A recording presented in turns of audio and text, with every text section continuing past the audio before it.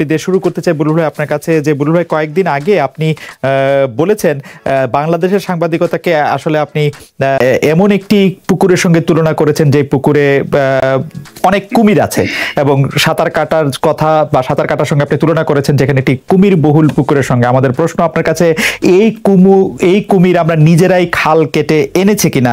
বিশেষ করে আমরা যখন দেখি যে সরকার প্রধান বা প্রধানমন্ত্রীর দাওয়াতে যাওয়ার জন্য হুড়োহুড়ি, সব ক্রেডিট তাকে দেওয়ার জন্য প্রতিযোগিতা, বা সাংবাদিক সংগঠনদের জয়ী হওয়ার পর সরকার প্রধানকে বা দলের প্রধানকে ফুল দেয়া, এসবই আমাদের জন্য সখাত সলিল কিনা? আপনি অবশ্য এইসব কুমিরের পাশাপাশি বিএনপি, ছাত্রদল, যুবদল এদের কথাও বলেছেন, কিন্তু প্রধান কুমির আমাদের কাছে মনে হয়েছে এটাই কিনা। আপনার কাছে যদি আমরা এই কুমিরগুলি সম্পর্কে একটু শুনতাম, সাংবাদিকতার কুমিরগুলি নিয়ে আমাদের প্রথম প্রশ্ন। জনাব মঞ্জুরুল হাসান বুলবুল। ধন্যবাদ খালেদ মহিউদ্দিন। আমি আসলে একটা একাডেমিক আলোচনায় ছিলাম যে বাংলাদেশ প্রেস কাউন্সিল কি করতে পারে না করতে পারে, সেটির একটা ওরিয়েন্টেশন ছিল ঢাকা রিপোর্টার্স ইউনিটিতে।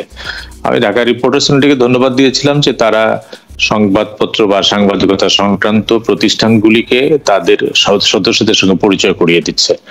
তখন আমি বলেছিলাম যে যেহেতু এটা সাংবাদিকদেরই আলোচনা, আমি এক্সটার্নাল আলোচনায় খুব বেশি যাই নাই। ইন্টারনাল আলোচনায় বলেছিলাম যে আমাদের বাংলাদেশে সাংবাদিকতা করতে গেলে এই যে আপনি যে উদাহরণটি দিলেন যে আমাদের অসংখ্য কুমিরের সঙ্গে লড়াইটি করতে হয়, এবং সেই লড়াইয়ের মধ্যে কুমিরের কতগুলি নামমাত্র বলেছে। ওই খবরটি পত্রিকায় ছাপা হওয়ার পরে অনেকে আমাকে বলেছেন যে কুমিরের তালিকা কত বড়। তা আমি বলছি যে কুমিরের তালিকা এটা শেষ হওয়া না, কোন সাংবাদিক কখন কোন কুমিরের খবরে পড়েছে সেই কুমির সম্পর্কে বলতে পারবে।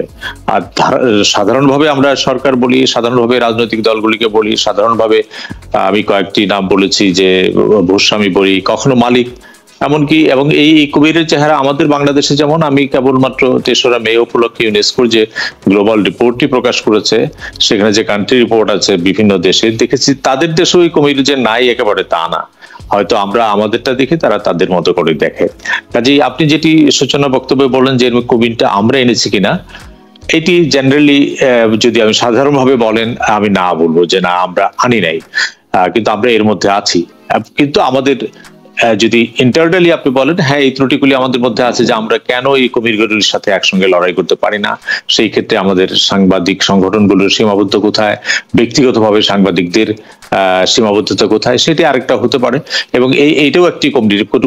কোনো প্রতিষ্ঠানের মালিক যেমন কুমির, কোনো প্রতিষ্ঠানে তো সম্পাদকও কুমির। কোনো প্রতিষ্ঠানে আপনি খালেদ মহিউদ্দিন নিশ্চয়ই জানবেন যে গালফ ওয়ারের সময় ও উপসাগরীয় যুদ্ধের সময় একটি বিতর্ক শুরু হয়েছিল যে জাপানের এবং ব্রিটেনের 2 জন ক্যামেরাম্যান যুদ্ধক্ষেত্রে মারা যাওয়ার পরে একটা বিতর্ক শুরু হয়েছিল যে নিউজ রুমে, হেডকোয়ার্টার নিউজ রুমে, এয়ার কন্ডিশন রুমে যে নিউজ এডিটর বা চিফ রিপোর্টার বসে থাকেন, তারা প্রতিনিয়ত একজন ক্যামেরাম্যানকে বা একজন রিপোর্টারকে নতুন তথ্যের জন্য চাপ দিতে থাকেন।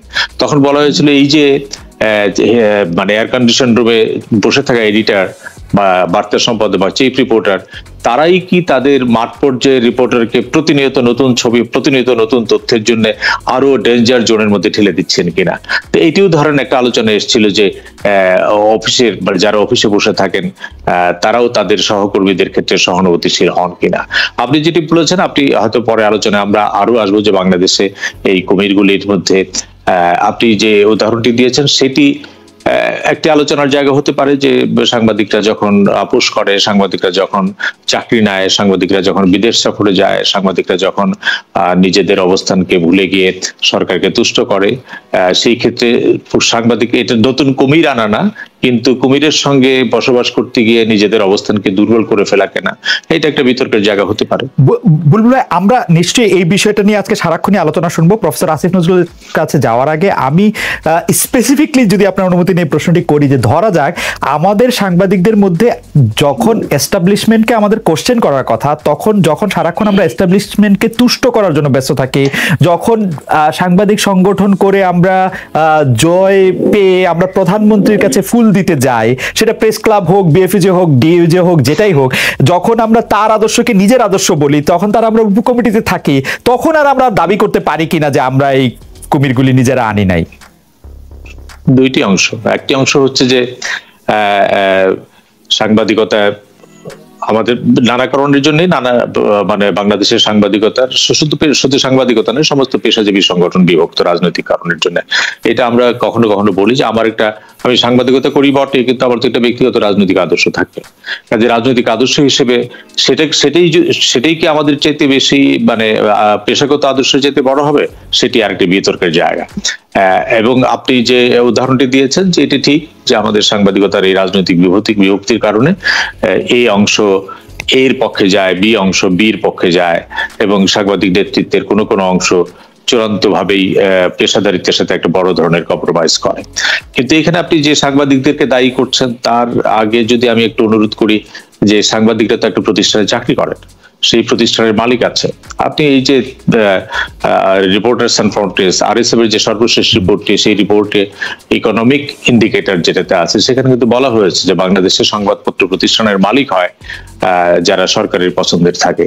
বিশেষ করে টেলিভিশন যখন এই গভর্নমেন্ট ক্ষমতায় থাকে তখন এই গভর্নমেন্টের পছন্দসই লোকরা টেলিভিশনের লাইসেন্স পান, বি গভর্নমেন্ট যখন ক্ষমতায় থাকেন তখন বি গভর্নমেন্টের পছন্দসই লোকরা লাইসেন্স পান। এবং রিপোর্টে স্পষ্ট বলা হয়েছে যে এই যে মালিকরা সেখানে exercising influence and maximising profit, এই দুই লক্ষ্য নিয়ে কাজ করে। এবং এই দুই লক্ষ্য কাজ করতে গিয়ে তারা এডিটোরিয়াল ইন্ডিপেন্ডেন্সের চাইতে নিজেরা ব্যক্তিগতভাবে সরকারের সঙ্গে সম্পর্ক রাখার মধ্যে দিয়ে তারা এক্সারসাইজিং ইনফ্লুয়েন্স এন্ড ম্যাক্সিমাইজিং প্রফিটটা তারা সেখানে করেন। এবং এইটা করতে গেলে যখন মালিকের চরিত্রটি এরকম দাঁড়ায়, তখন সেই প্রতিষ্ঠানে যারা কাজ করেন তাদের জন্য হয় মালিকের আদর্শের সঙ্গে কম্প্রোমাইজ করে চাকরি করতে হয়, অথবা চাকরি ছেড়ে দিতে হয়। এর নজিরও বাংলাদেশে বহু আছে। তো কাজে এটি শুধুমাত্র আপনি পেশাদার সাংবাদিকদের বলতে পারেন না, এটা আমাদের মালিকানারও একটি বড় সমস্যা। আপনি যে কুমিরগুলির অনুসন্ধান করছেন সেই অনুসন্ধানের মধ্যে কোনো মালিকও কুমির বটে।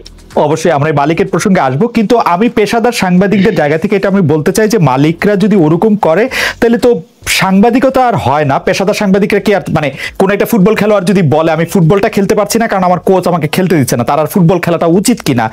বুলবুল ভাই, আমরা আবার আসবো আপনার কাছে। আমি একটু প্রফেসর আসিফ নজরুলের কাছে যেতে চাই। প্রফেসর আসিফ নজরুল, যে প্রশ্নটি বুলবুল ভাইয়ের কাছে করেছিলাম আপনি নিশ্চয়ই সেটি শুনেছেন। এই কুমিরগুলি, যেটি বুলবুল ভাইয়ের বিখ্যাত উক্তি, এখন আমি জানি না আগামী আরো কয়েক বছর সেই উক্তি নিশ্চয়ই নিয়ে আমরা কথা বলবো, যে সাংবাদিকতা মানে হচ্ছে যে একটি কুমির বহুল পুকুরে ছেড়ে দিয়ে সাঁতার কাটতে বলা। আপনার কাছে কি মনে হয় এই কুমিরগুলি কারা? এই কুমিরগুলি আনার ক্ষেত্রে আমাদের বা আমরা যারা সাংবাদিকতা করি তাদের দায় কতখানি? প্রথমেই বলি, বুলবুল ভাই তো খুব সুন্দর কথা বলেন, অত্যন্ত শিক্ষিত মানুষ, খুব বড় সাংবাদিক ছিলেন, আমি ওনাকে খুবই রেসপেক্ট করি। দেখেন উনি কিন্তু কিছু কথা অলরেডি স্বীকার করেছেন, খুব মাইল্ডলি হলেও বলেছেন। আমি প্রথমে মনে করি কি যে বুলবুল ভাই যে উপমাটা দিয়েছেন আমি ওটা ওইভাবে দিব না। আমি বলবো যে একটা কুমির ভর্তি একটা পুকুরের মধ্যে সাংবাদিকতা করতে হচ্ছে। এই কুমির ভর্তি পুকুরটা বা কুমির ভর্তি নদীটার মালিক হচ্ছে সরকার। সরকার এখানে কুমিরগুলোকে ছাড়ছে, সে কুমিরের মালিক।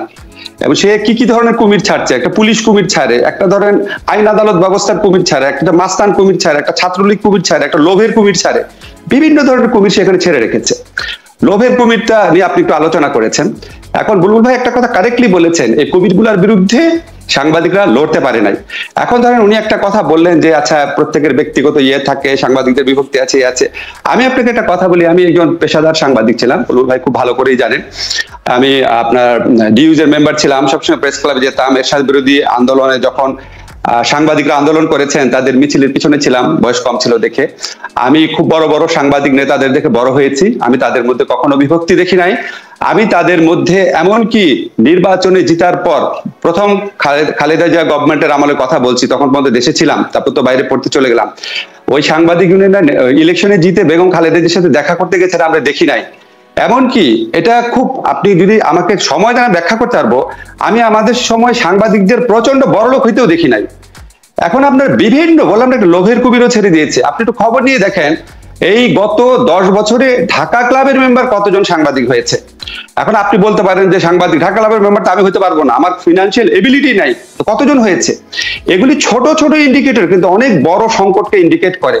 আমার কাছে সবচেয়ে বেদনাদায়ক যেটা লেগেছে সাংবাদিকদের বিভক্তি। এখন দেখেন বুলবুল ভাইকে আমি অনেকবার এই কথাটা বলেছি, দেখেন আইনজীবী সমিতি কিন্তু একটা, শিক্ষক সমিতি একটা, যতই দলাদলি থাকুক বাংলাদেশে সবচেয়ে বড় যে প্রতিষ্ঠানটা যে কোনো আপনার অগণতান্ত্রিক সরকারের বিরুদ্ধে এবং জবাবদিহিতা নিশ্চিত করার ব্যাপারে তাদের সবচেয়ে বড় ভূমিকা ছিল, সেই সাংবাদিক সমিতি হচ্ছে দুইটা।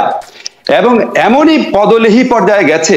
আপনাকে একটা এক্সাম্পল বলি, যেমন রুহুল আমিন গাজী নামে একজন সাংবাদিক নেতা ছিলেন, উনি কিন্তু বুলবুল ভাইদের সাথে সাংবাদিক ইউনিয়নগিরি করেছেন অনেকদিন, ফ্রন্টের লিডার।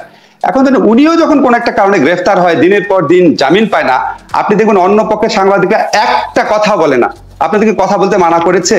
কিছু ইস্যুতে মিনিমাম ডিজিটাল সিকিউরিটি অ্যাক্টের বিরুদ্ধে সবচেয়ে বড় ভিকটিম সাংবাদিকরা। আপনি দেখেছেন বিভিন্ন রিসার্চে আসছে, এই ডিজিটাল সিকিউরিটি অ্যাক্টের বিরুদ্ধে ওনারা কি একসাথে দাঁড়াতে পারে না? ওনাদের কি মানে ওনাদের কি প্রবলেমটা কি আমি বুঝলাম না। ডিজিটাল সিকিউরিটি অ্যাক্টের বিরুদ্ধে একটা প্রোগ্রাম করতে পারে না কেন? সাগর রুডি হত্যাকাণ্ডের বিচার একসাথে যেতে পারে না কেন? আজকে একটা সাংবাদিক, আপনার যে আজকের সূর্যোদয় পত্রিকার, আপনার মনে আছে সারোয়ার নাম, সে একটা মন্ত্রীর ভাইয়ের দুর্নীতির কথা লিখেছিল, তাকে 3 দিন ধরে পিটিয়ে সে বলেছে আর মাইরেন না, নিউজ করবো না, সব পত্রিকা হেডিং হয়েছিল।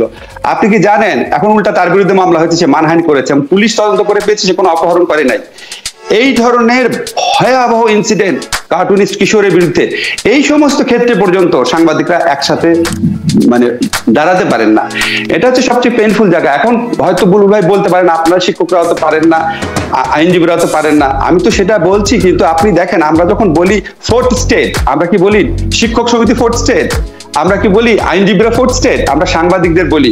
এবং আমরা এই সমস্ত সাংবাদিকদের দেখে দেখে বড় হয়েছি। আপনার এই নির্মল সেনের মতো সাংবাদিক, গিয়াস কামাল চৌধুরী, এনায়েতুল্লাহ খানের মতো সাংবাদিক, এনাদেরকে আমরা দেখেছি, ওনাদের লিডারশিপটা আমরা দেখেছি, ওনাদের অকুতোভয় যে পরিচয় সেটাগুলি দেখেছি। সরি আমার এই মুহূর্তে অনেক বড় বড় নাম মনে আসছে না, অনেক বড় বড় সাংবাদিক ছিলেন। এখন আমার কাছে সবচেয়ে পেইনফুল লেগেছে কি, আমি এটাই তো বলবো যে তারা